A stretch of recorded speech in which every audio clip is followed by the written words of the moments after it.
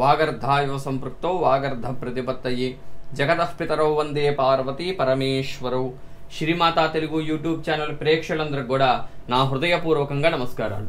ఈరోజు మనం 2024 జూలై నెలలో ఈ యొక్క ద్వాదశ రాశుల వారికి రాశి ఫలితం ఏ విధంగా ఉంది అనేది తెలుసుకునే ప్రయత్నం చేద్దాం. అంతకంటే ముందుగా ఈ యొక్క మీలో ఎవరికైనా జాతక సమస్యలు ఏదైనా ఉంటే కింద కనిపిస్తున్న వాట్సాప్ నంబర్లో నాకు మెసేజ్ పెట్టండి. నేను చక్కగా సంప్రదించి మీకు చక్కటి పరిహారాన్ని చెప్తాను. దానికి తగ్గట్టుగా ఫలితాన్ని మీరు పొందవచ్చు. అట్లానే మన ఛానల్ని చూస్తున్న ప్రేక్షకులందరూ కూడా చిన్న మనవి, ఈ వీడియోకి ఒక లైక్ చేయండి. అట్లానే మన ఛానల్ని అయితే సబ్స్క్రైబ్ చేసుకోవాల్సిందిగా కోరుతున్నాం. ఇక వీడియోలోకి వెళ్ళినట్టయితే ముందుగా గ్రహ మార్పులు చూసినట్టయితే 16వ తారీఖున రవి మిథునాన్ని వదిలిపెట్టి కర్కాటకానికి చేరుకుంటున్నారు. ఆ తర్వాత కుజుడు చూసినట్టయితే తన స్వస్థానమైన మేషాన్ని వదిలిపెట్టి 13వ తారీఖున వృషభానికి చేరుకుంటున్నాడు. ఆ తర్వాత బుధుడు చూసినట్టయితే 21వ తారీఖు దాకా కర్కాటకంలో ఉండి 21 తర్వాత సింహంలోకి మారుతున్నాడు. ఆ తర్వాత శుక్రుడిని చూసినట్టయితే 7వ తారీఖు వరకు మిథునంలో ఉండి 7 తర్వాత నుంచి ఈ యొక్క కర్కాటకానికి చేరుబోతున్నాడు. ఈ విధంగా ఉన్న గ్రహస్థితి ద్వాదశ రాశుల వారికి ఈ విధంగా ఉందనేది తెలుసుకునే ప్రయత్నం చేద్దాం. ఇప్పుడు వృషభ రాశి వారికి చూసినట్టయితే చక్కగా లగ్నంలో గురువు బాగున్నాడు. చక్కగా విద్యార్థులకు బాగుంది. విద్యకు తగ్గ ఉద్యోగం వచ్చే అవకాశం ఉంది. చక్కగా ఏ రకంగా చూసుకున్నా సరే ఇక్కడ గురువు చాలా అనుగ్రహిస్తున్నాడు. అన్ని పరంగా కుటుంబ పరంగా బాగుంది, వాహనం పరంగా బాగుంది, అట్లానే గృహ నిర్మాణాలకి చాలా బాగుందనే చెప్పాలి. అయితే ఇక్కడ ద్వితీయంలో రవి 16 దాకా ఉంటాడు. ఎప్పుడైతే 16 దాకా ద్వితీయంలో రవి ఉంటే కొంచెం ధన నష్టాన్ని ఇస్తాడు, జాగ్రత్త వహించాలి. ఆ తర్వాత ఇక్కడ చూడండి, శుక్రుడు బుధుడు ఎప్పుడైతే తృతీయంలో ఉంటారో అంత అనుకూలించరు. తోబుట్టువులతో ఇబ్బందులు, అట్లానే ధనపరంగా ఇబ్బందులు, సుఖానికి ధనాన్ని ఖర్చు చేసే అవకాశం చాలా ఉంది. కొంత జాగ్రత్త వహించండి.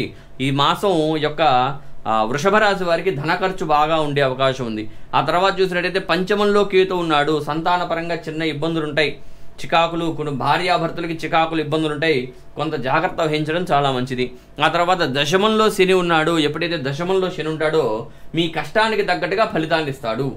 ఎప్పుడైతే మీరు బాగా కష్టపడతారో దానికి తగ్గ చక్కటి ఫలితాన్ని ఇస్తాడు మీకు చక్కగా యొక్క శని భగవానుడు. ఆ తర్వాత ఏకాదశంలో కూడా రాహు అంత అనుకూలించడు. ఇందాక చెప్పినట్టు ధన ఖర్చు బాగా ఉంటుంది ఈ మాసంలో యొక్క వృషభ రాశి వారు. కొంత సేవింగ్స్ అనేది చాలా ముఖ్యం. కొంత సేవింగ్ చేసుకుంటే కొంత ధనాన్ని కొంచెం మీరు జాగ్రత్త పరుచుకోండి. మీ తల్లికి ఇవ్వడమో లేదు భార్యకి ఇవ్వడమో అట్లా వాళ్ళకి ఇస్తే కొంత ధనాన్ని వాళ్ళు ఖర్చు వేయకుండా కొంచెం జాగ్రత్త వహిస్తారు. కాబట్టి కొంత ధన ఖర్చు బాగా కనిపిస్తుంది ఈ మాసంలో యొక్క వృషభ రాశి వారికి. జాగ్రత్త వహించండి. అట్లానే కుజుడు కూడా వ్యయంలో ఉంటాడు 13వ తారీఖు దాకా.